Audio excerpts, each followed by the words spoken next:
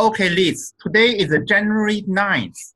I'm very happy to you that have you in my office, and we are going to talk about GT education and the wonderful textbook, Great.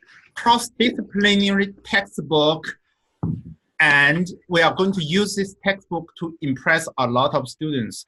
First, I need to have your permission to record our conversation for our class discussion, our lesson plan planning, and also for promotion. I think you are nice enough to allow that, right?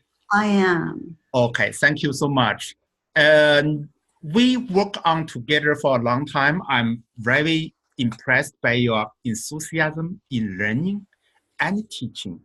And we have been talking about this book for a very long time. It's a cross-disciplinary, it's a talk about language art, geography, history, American history, and world history, fun art.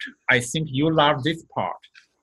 Mathematics, we're not going to teach mathematics in this class, and natural science. This. Now, you talk about what do you love about this book and which part you want to teach. And I will talk about what I want to teach in this book. All right. Like looking at the contents, let's start maybe with language arts. Mm-hmm. And how I think is if you were, let's say we're just looking for the semester and Yes. we were just thinking about, January through May, Yes. once a week, and we want to divide the book up, I think that we can, we're going to look for like cross references, like if there is let's see. Like the tongue-cut sparrow, which is retold from the Japanese. If we were to study that, let's say, I might go look through the book to see if there was anything about Japan also in it. That's a wonderful idea. So maybe like in the world history part. I'm not sure. There could be a tie-in or not. I mean, it depends. Robinson Crusoe, there could be some tie-ins. yeah, Robinson Crusoe, we can talk about Great Britain, right? And England, Great Britain, and also, if you like, talk about Elizabeth, Virginia, Virgin Queen, and how do they do world exploration. Whatever you want to talk about, British. Like the Legend of Sleepy Hollow. That we tie up with the American Revolution, right? Or Treasure Island, right? So there's a lot of stories in here. So the thing the thing that I do, because the stories are too long to read in the class. That's right. Sometimes what I do is I will pick something relevant from Robinson Crusoe. Let's say, maybe I focus on his boat ride or, how he got stranded or, and that could be, you talk about where did he come from? How did he do that? You talk just about the whole cycle of that, or you can talk about how he survived and you can look into the science of it. Mm-hmm. And see what he did there, or okay. So what I want to do is we select the most impressive world literature, like the Voyage of Lilliput. Okay, Robinson Crusoe. That's the old first class world literature. Give them introduction about who is the author and why this book is so important. And maybe even I usually give my students homework, they should read per read. And then in the class, you can select one paragraph, you read and ask them to read. And then, like what you usually do, give them in-depth discussion. Like when you talk about Robinson. So in essence, they would have read this before. The first class, of course, they won't. But no, not for the first But class. gradually, later on, every class, they're supposed to read that beforehand. Okay, so I tell them to read it, and then for the hour in the class, we talk about it. And That's right, right. I like your idea. You pick a paragraph, you break it apart, and then you bring in other elements of the author, the history. That's right. The science, whatever the story entails. And especially your strong point is breaking down some very important sentence, breaking them down apart, and go into very detail. So next time, even if you analyzing one paragraph, next time they can analyze 10 paragraphs. And of course, we are all ready to answer their questions whenever they have questions. And the good class, both you and me emphasize interaction. And us. The successful teacher is the one who can get the question from them, right? Give us a hard time. Right. And then no, this is all about them. Cry. So that's the good part. That's the good part. So the first part, language art, you are very strong on that, and you love all the word literature. My hope is that if we interest them enough, the Treasure Island, this one is only select a small piece. They will go back to read the whole book. And I have the whole book. I read the Treasure Island in college. But this book is for the fourth grader, and I will find the third grader, fourth grader, gifted and talented kids to study this book. This book is for gifted and talented because the lore is pretty heavy, but with the kids I have access to, they want to challenge themselves. They think it's fun. And the rest of them, let's keep on going. I totally agree with you. You inspire them, and hopefully they keep learning it on their own. That's right. So we bring them to the door of these treasures, and then they pick up the jewel themselves. Okay, we don't do that for them. And these other language art, like a saying and phrases. I love teaching those. Wonderful, wonderful. I think that so many kids don't understand what they mean, and we break it down for them for sure. Like a Timbuktu, Timbuktu, what is a Timbuktu? And the land of North. These are the words from the classical literature, and they should know that. The second one is geography. With your word travel, so we will talk about that. And the most interesting thing of this textbook from page 140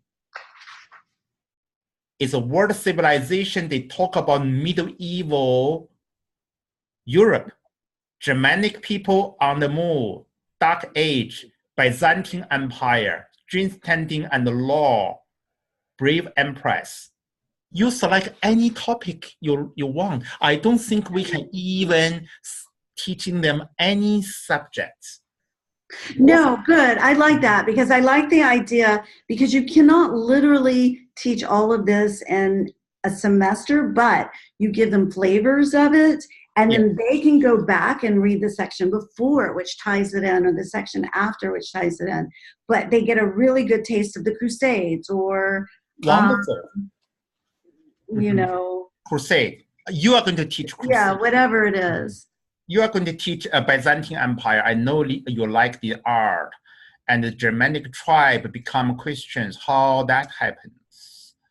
I will teach trial by jury. Okay, I will teach trial by. Oh, by the way, you talk about bringing the kids to court, criminal court, right? Right. So that is a possibility. We can, in Houston area, we can bring our students to the criminal court. And by the way, my students' parents who are BP, British Petroleum lawyer, tax lawyer, are going to teach my students how to go to law school and what do they need to prepare. But the good thing about this textbook, they talk about the origin of the British trial by jury system from medieval times.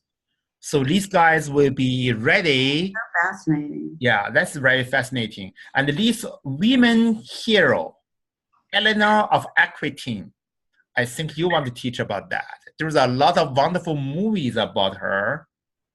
The Bad Kings and Good Kings. 100 Years of War. Yeah. Crusade, Saladin, the growth of Islam, the slave trade, Chinese Song Dynasty. I'm going to teach that part.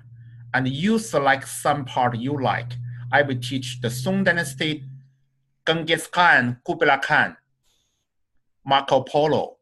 Actually, I'm teaching high school, even AP class on the 10th grader and even 11th grader about world history, European history. But the wonderful thing about this book is make it so accessible to younger kids. So they won't be surprised when they are in high school. If they learn that thing the first time, they will be surprised. What they learn now is a foundation, just a foundation of knowledge to get them excited about it. That's and right. Let them know a little bit about it and get them excited about it. Wow. From 163 to 206 is totally about American history. And I actually want you to, if it's possible, to teach all that part. And you don't need to prepare. We talk about the American Revolution, crossing the Delaware, Valley Forge, Yorktown, U.S. Constitution, Bill of Rights, checks and balances. You are totally right. They are building the foundation for their successful high school or even college. At life. That's what this part is, why this book is so great. Number 3, fine art. You are going to talk about that. 100%. How about that? Music, Bach, visual art. Let's go to page.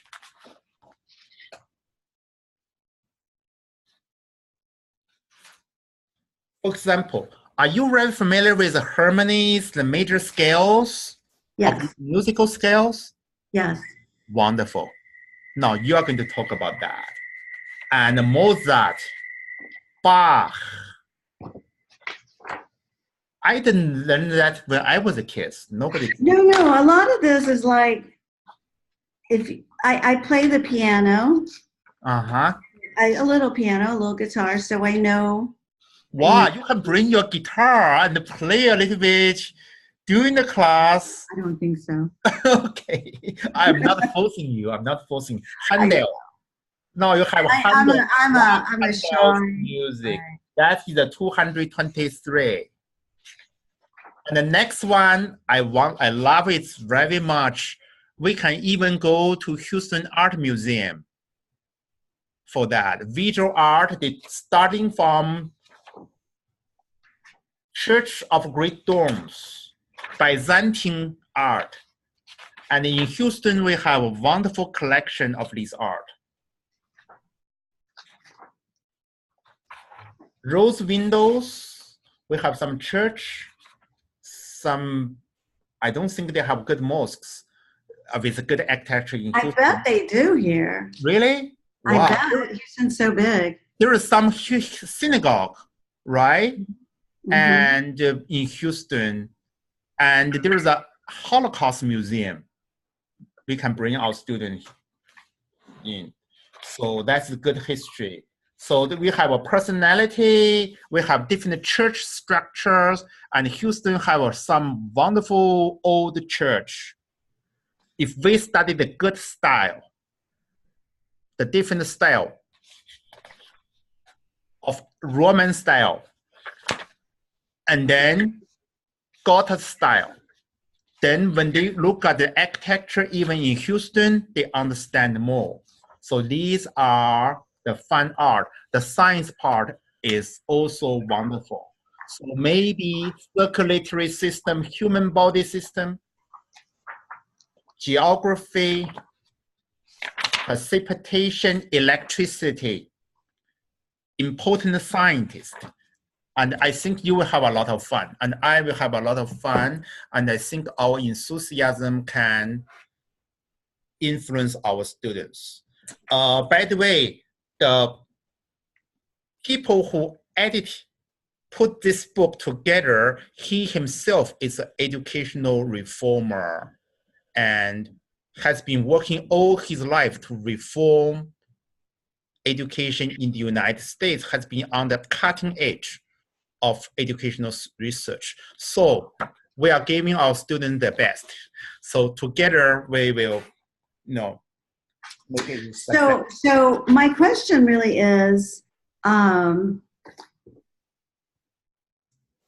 for example, like if we were to do all of American history, well, that would take years, right? But yes, we'd have to break it down and decide how many weeks of it we would want, so it doesn't take up the whole semester, right?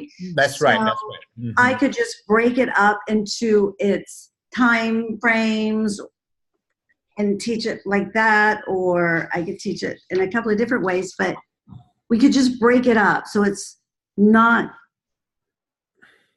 exactly long, right? Exactly. We don't have to go long. We can do two things. Number one is an overview.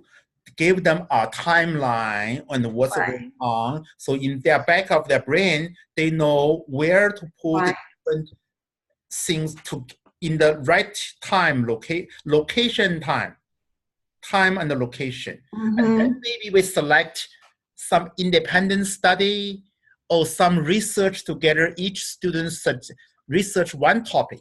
For example, Alan research Andrew Jackson. The other guy research George Washington and Thomas Jefferson. I think each person take the ownership of one historical character. And then, but then for the next class, is that what the next class is about? Them talking about what they learned, or is that just on their own? And I think usually my plan is that I use maybe 10 to 15 minutes. Each student's report to us what they have learned, and then their question, what they know, what they don't know, and each person will have a chance to talk to make sure that they are actively engaging with our class. Their brain is actively engaging, and we will answer their question, and then we proceed. So you think that maybe, like, for example, like what you were saying earlier, we would tell them the week before, you're going to do Andrew Jackson, you're going to do Washington. So they come back the next week ready to go to learn about it and already know a little bit? Or is it that after we teach it, they go and learn more about them? Both is actually fun. Both is actually fun. But I prefer to give them a broad line thing, and they know where these persons are. We mention these persons a little bit, and I want my student to choose. You do this, and what is left over, the other people do. For example, so kind of like at the end of each class, so at the end of each class, I could start talking about what we're talking about next week, so that they know what they're going to research a little bit on, so they're ready to really get to know it? Yes, definitely. Which is good. It's a good thing. Both is fun. It depends upon our interaction with the students.